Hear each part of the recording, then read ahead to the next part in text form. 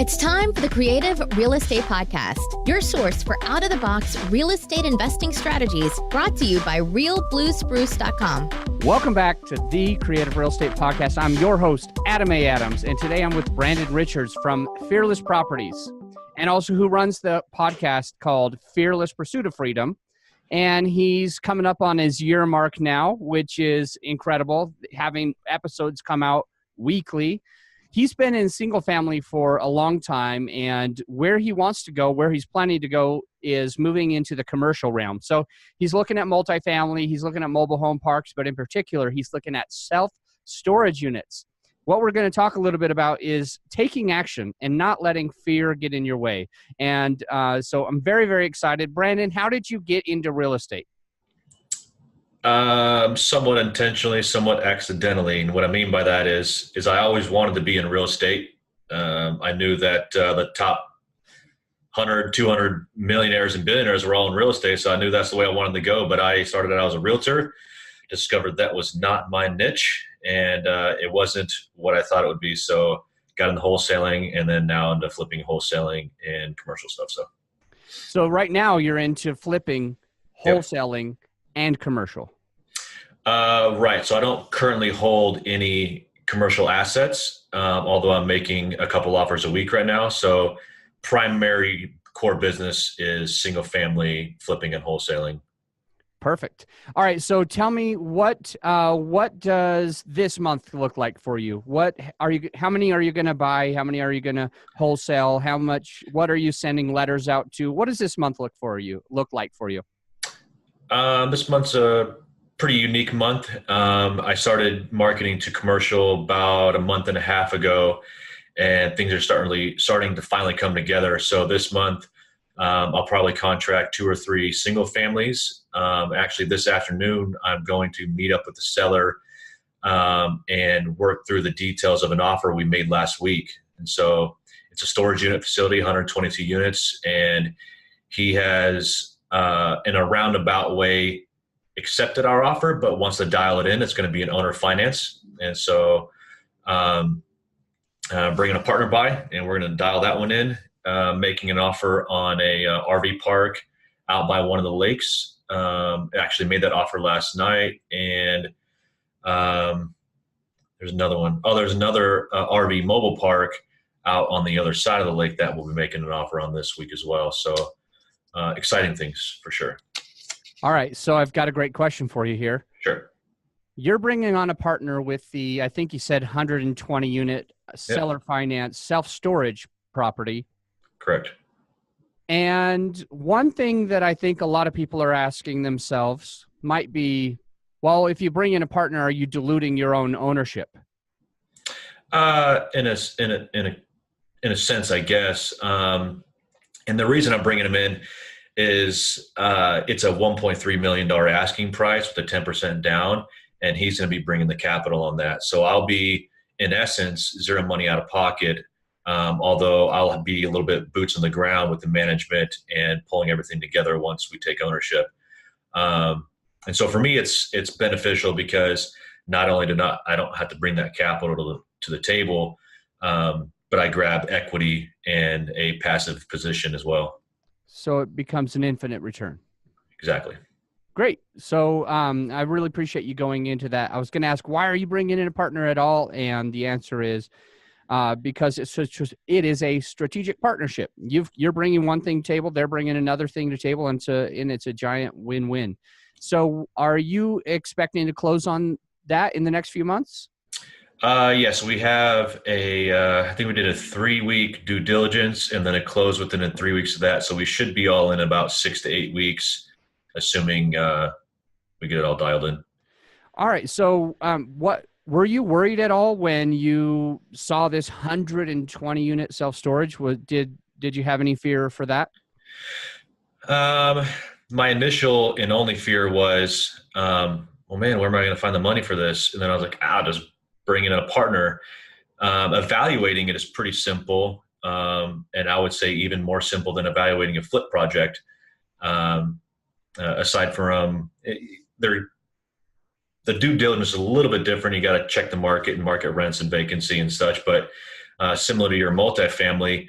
All there is you determine what the gross is, you determine the vacancy, and bring in a net and make an offer off a cap. So it was pretty easy. So the only fearful part there was I don't have 1.3 million. So where do I get that? And that's why I brought in a partner. Yeah. So what's I think is very, very interesting, Brandon, is you're taking action. You saw a $1.3 million property and you're buying it. And you didn't have the 130 or whatever, the $1 million. Right. And what a lot of people would say when they've done single family for some time, when they've done several wholesales or a few wholesales, and somebody presents an offer of like 120 unit self-storage unit for $1.3 million, what they would probably say to themselves is, that's where I'm going. That's what I'm going to do. One day I'm going to do that. I don't have the money today, but that's exactly what I want. Yep. And when they say that, those limiting beliefs of, well, that's exactly what I want, but I'm going to wait for 5 years until I get there because I need 1.3 million to do it. Could you speak more to your mindset of what allowed you to get into that 120 units as like a teaching moment in case somebody else has those thoughts we were talking about before? Well, so I look at it this way.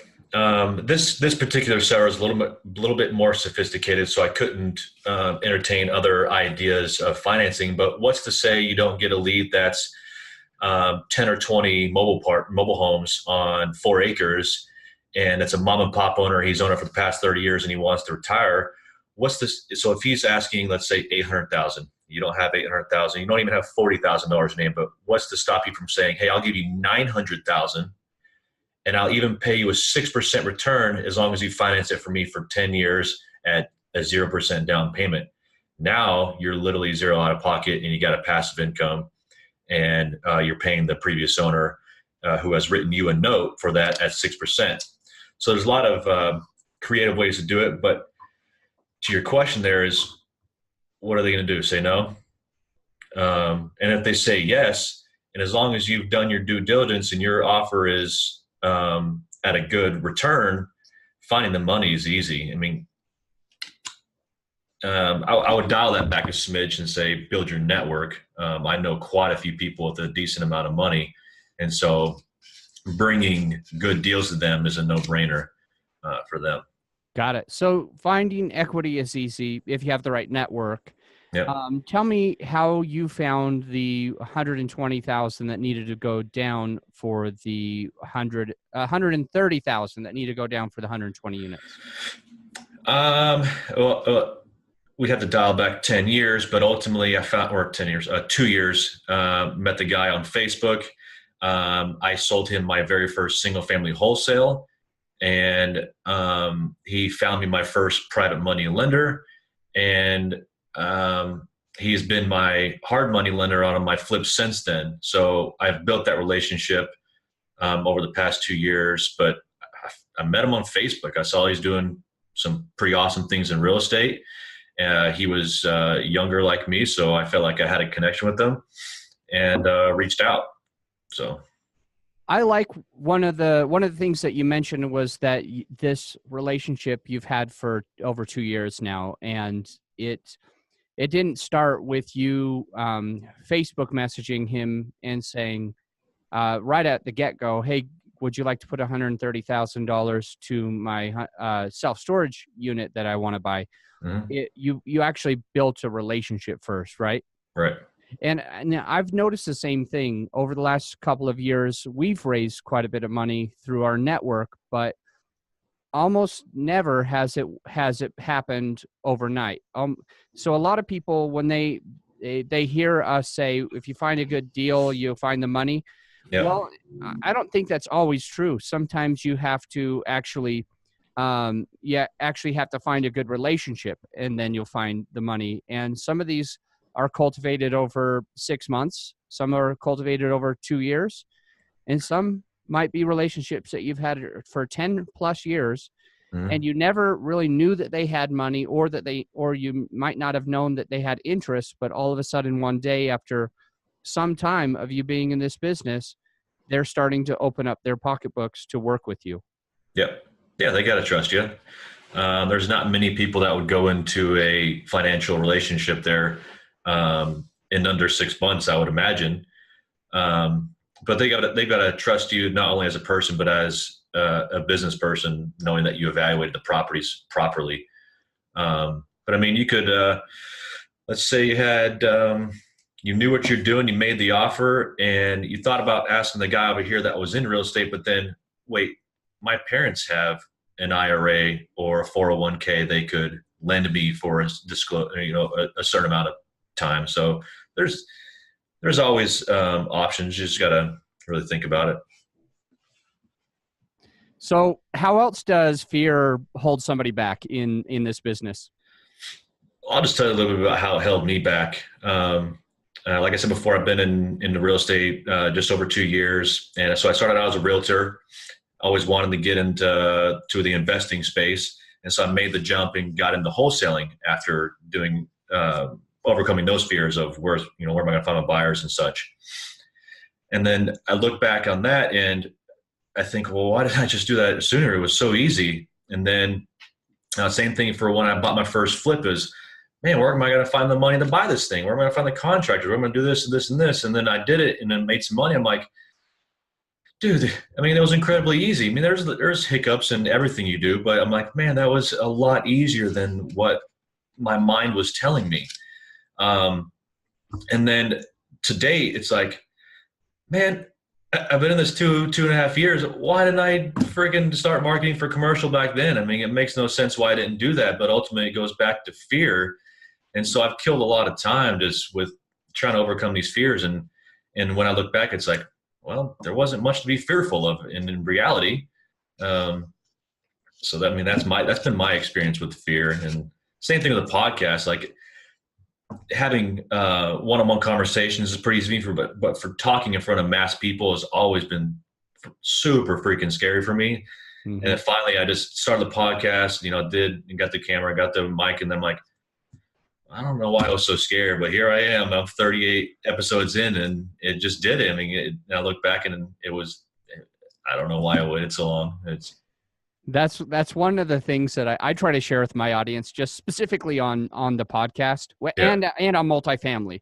I'm like, seriously, you're just beating your head against a wall. If you want to get into multifamily, just get into multifamily. And as you're saying, they're pretty similar. And for me, and raising equity for our group, I know that the podcast helps a lot. So if somebody else is like, yes, I know I need to do a podcast, but just like you said, and I'm the same way, Brandon. I don't think I'm the most eloquent person, and I don't think I need to be anyway. I'm going to resonate with somebody. I'm going to help somebody, and just having the platform benefits our business for finding more deals and for finding more money. So it doesn't matter if you're afraid or if you're not so eloquent, like start a podcast because it's really going to benefit your business. Absolutely. All right, it's time for the final five with Brandon Richards. And the first question, what's the most creative deal you've ever done? I don't have any awesome stories to tell you. I can tell you a story where I made a decent amount of money based off of the network. So I had a big social presence. So a realtor reached out to me, hey, I want to get in wholesale, blah, blah. I taught him over a couple months. And then he brought a deal to me. I said, okay, if you get it contracted for X, I'll buy it. And so he contracted it below X. And we'll just say the numbers. He contracted 115. I contracted off of him for 129. I was like, this is a great deal. And then I happened to know a guy that was working for a hedge fund. So realtor got it for 115. I contracted off from 129. I sold it to the hedge fund for 184, all within 3 weeks. And that's 100% off of knowing my network and how to utilize it properly. So you made like 40 or 50,000? Yep. Wow. Good deal. Thank you for going through that. What's a book that you recommend? So I'll preface it with, I hate reading, but I read a ton. I think I read like 56 books last year. And out of those, I generally concentrate on real estate books. And so probably one of my favorite ones, and it's easy to read. It's informative. It goes into stories. Would be, do you know a guy named Todd Fleming? He has 2 books out now. One is If You Can't Wholesale After This, I've Got Nothing for You. And then his new one, If You Can't Cash Flow After This, I've Got Nothing for You. And the cash flow one really opens up your mind about the different options as a single family person of how to bring in these passive avenues or streams of income. Good deal. Yeah. Where were you 5 years ago? 5 years ago, I was in a different state, owner operating a carpet cleaning franchise. Solopreneur, built myself into a job that I thought was going to set me free, but I was totally wrong. Okay, good. And then today you are wholesaling how many a year? I think last year I did 27. Great. Yeah. Great. More than 2 a month. Yeah. Every other week you're closing a deal. Yep. And then you did some flips too, right? Yep. About how many? Not many, like 9 or 10. I forget. Cool. And some of your wholesales you're making 40 or 50 on. Yeah. That sounds like a good year. Right. Awesome. And then where will you be 5 years from today? What do you envision happening in 5 years? 5 years from now, personal lifestyle. I'll have the passive income I'd always imagined. And then by then I'll be a licensed pilot, fly my own little personal plane around in the woods. But business wise, it'll be, I'll be out of single family ideally, and then into passive forms of commercial assets like we discussed before, mobile home parks, storage facilities, and apartments. How do you give back?